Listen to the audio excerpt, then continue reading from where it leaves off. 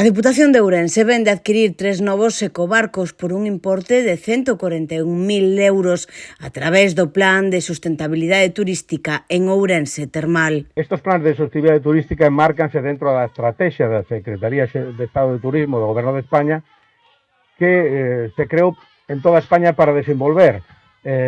un novo modelo turístico e afrontar os problemas que tiña o modelo turístico tradicional que estaban relacionados fundamentalmente coa concentración espacial, non? Un turismo tradicional de sol e playa nas costas, e outro problema era a estacionalización excesiva nos meses de verão, non? Entonces, a partir de aí, se articulan unha serie de medidas en cogobernanza coas administracións autonómicas provinciais e locais para solucionar estes problemas e crear un modelo turístico de futuro do século XXI. Para a Xunta de Galicia, desde logo que é unha satisfacción ver e comprobar como tres administracións se unen pois para poñer en valor turístico, neste caso a provincia de Ourense, dentro dos plans de sostenibilidade turística que desenvolvemos na provincia conxuntamente e que van constituir un antes e un despois do que é o turismo na provincia de Ourense, porque se lle vai dar unha volta totalmente a oferta turística de Galicia, de xeito que sea máis sustentable e sexa máis atractiva para os novos gustos dos turistas.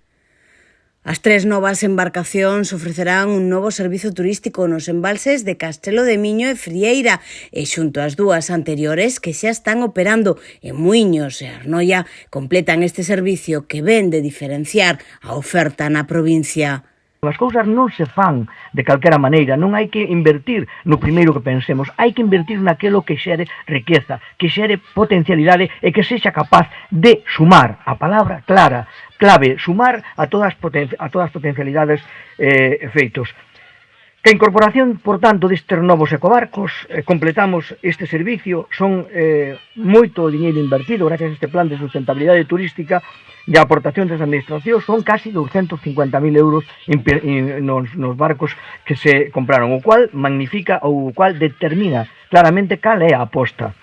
Estes ecobarcos, ao igual que os anteriores, están especialmente deseñados para ser respectuosos co medio. Teñen capacidade para 8 persoas e con accesibilidade para persoas con mobilidade reducida. Contan con propulsión eléctrica, evitando así a emisión de contaminantes e xerando pouca onda para protexer tamén a fauna e a flora dos ríos polos que navega. Os obxectivos desta actuación son crear un sistema de mobilidade turística sostible, incrementar as actividades complementarias á oferta termal, impulsar o ensamblaxe de produtos turísticos e incrementar a estadía media no destino.